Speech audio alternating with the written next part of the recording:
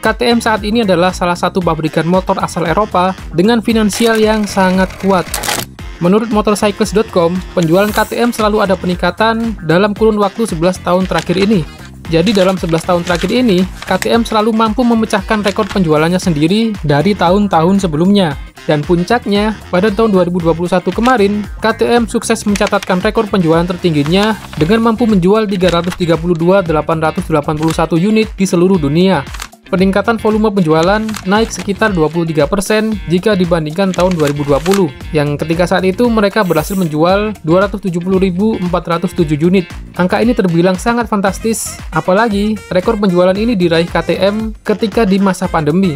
Penjualan KTM ini mampu mengalahkan pabrikan Eropa lainnya seperti Ducati, Aprilia, dan BMW. Padahal produsen rival ini sebenarnya juga ada peningkatan penjualan, hanya saja lonjakannya tidak se-ekstrim KTM. Tentu saja penjualan KTM bisa mengalahkan pabrikan asal Eropa lainnya karena perhitungan jumlah ini mencakup seluruh penjualan di semua produk motor dari anak perusahaan Pierer Mobility. Jadi bukan hanya KTM, melainkan ada GasGas dan juga Husqvarna. Produk KTM jenis motocross dan enduro juga menjadi produk yang sangat diminati di Eropa. Dan belum lagi, kalau setiap kali KTM merilis produk edisi terbatas, mereka selalu bisa menjual habis dengan waktu yang terbilang sangat ekstrim. Seperti salah satu contohnya, 500 unit KTM 1290 Super Duke RR yang mampu mereka jual habis hanya dalam waktu hitungan menit saja.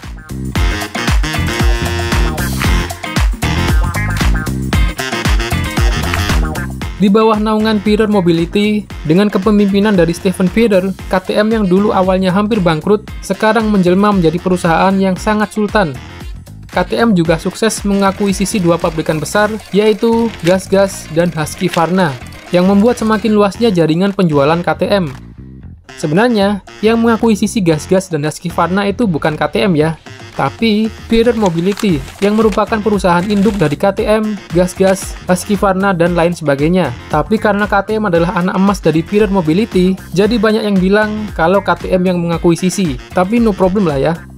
Dengan semakin kuatnya ekonomi dan finansial KTM, mereka berambisi untuk membajak Ducati dari Volkswagen Group dan sudah siap menggelontorkan dana sebesar 1,5 miliar euro untuk mengakuisisi Ducati. Tapi sayangnya, langkah ini tidak mudah ya.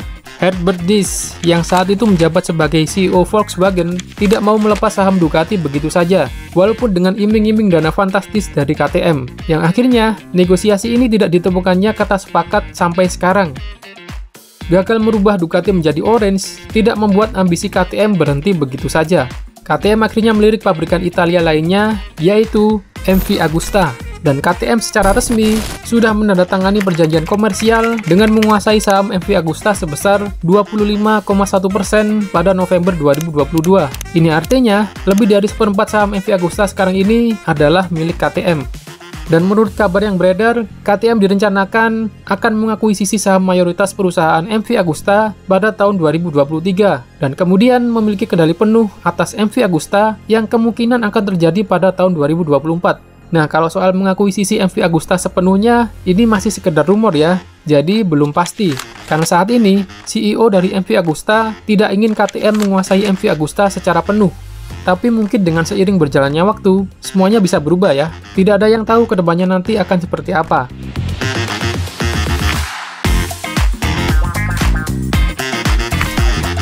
Membeli saham MV Agusta mungkin adalah salah satu langkah bagus yang diambil oleh KTM. Karena MV Agusta adalah pabrikan Italia yang sangat legendaris dan memiliki banyak produk premium dengan kualitas yang sangat layak untuk diperhitungkan.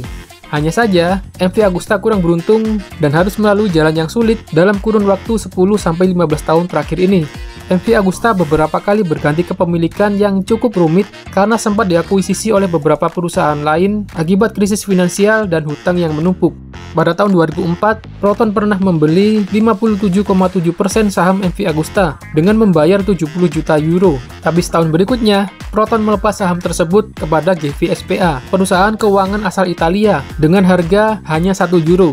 Pada tahun 2008, Harley Davidson juga sempat menguasai saham MV Agusta, tapi karena tidak adanya perkembangan yang signifikan, Harley Davidson kembali menjual saham MV Agusta kepada pemilik aslinya, Claudio Castiglioni, pada tahun 2010. Mercedes-Benz juga pernah memiliki saham MV Agusta sebesar 25% pada tahun 2018. Tapi Mercedes-Benz kembali menjual saham tersebut di tahun 2019 kepada Black Ocean Group yang dimiliki oleh pengusaha asal Rusia bernama Timur Sardarov. Gimana? Ribetnya bukan main kan? Di bawah kendali Timur Sardarov, perjalanan MV Agusta juga masih tidak mudah. Mulai dari efek pandemi, konflik Rusia dan Ukraina, sampai ancaman inflasi yang cukup mengganggu eksistensi MV Agusta. Namun beruntungnya, MV Agusta masih bisa bertahan. Dan ternyata, bertahan bukanlah prinsip yang dipegang oleh Sardarov dalam berbisnis. Sardarov tidak ingin bisnisnya sekedar bertahan, tapi juga ingin bisnisnya berkembang. Karena tujuan Sardarov membeli saham MV Agusta adalah untuk mengembalikan kejayaan MV Agusta. Maka dari itu, untuk mewujudkan hal tersebut, Sardarov tidak menolak tawaran dari KTM dan menyetujui kemitraan strategis bersama KTM. Kemitraan yang terjalin antara KTM dan MV Agusta jelas merupakan kabar baik untuk para penggemar MV Agusta. KTM yang menguasai 25,1% saham MV Agusta jelas memiliki hak suara untuk memberikan saran dan masukan. Dengan adanya campur tangan dari KTM, maka jangkauan MV Agusta akan jauh lebih luas dalam mencakup pasar global, karena pendistribusiannya akan dibantu oleh Pirer Mobility. Berdasarkan bocoran perjanjian kerjasama ini, KTM akan mengawasi pasokan suku cadang MV Agusta, dan ketika motor rakitan sudah siap masuk showroom, maka KTM yang akan menangani pendistribusiannya. Rumornya sih begitu. Dan semoga aja ya, kemitraan ini bisa berkembang dengan baik. Tidak seperti kemitraan MV Agusta dengan perusahaan yang sebelumnya, supaya harapan besar para fans MV Agusta bisa terwujud, yaitu kembalinya MV Agusta ke balapan kelas tertinggi, MotoGP. Karena seperti yang kita tahu, MV Agusta adalah pabrikan legendaris Italia di balapan Grand Prix. Tapi kemungkinan hal ini tidak akan terwujud dalam waktu dekat ya. Mungkin bisa 10-15 tahun lagi. Kalau bisa lebih cepat ya baguslah. Asalkan jangan dipaksain masuk ya kalau memang belum siap. Kayak tim balap ini nih, namanya doang gas-gas, tapi mesinnya RC16. Atau paling tidak kembali ke WSBK dulu aja lah. Oke juga tuh kayaknya. Oke, jadi itu adalah sedikit info soal kerjasama antara KTM dengan MV Agusta. Dan karena saya bukan orang yang ahli ekonomi dan hukum perbisnisan, jadi mohon dikoreksi dan direvisi di kolom komentar ya, kalau misalnya ada yang keliru. Sekian dulu video kali ini, nama saya Awang, stay safe and I will see you in the next video.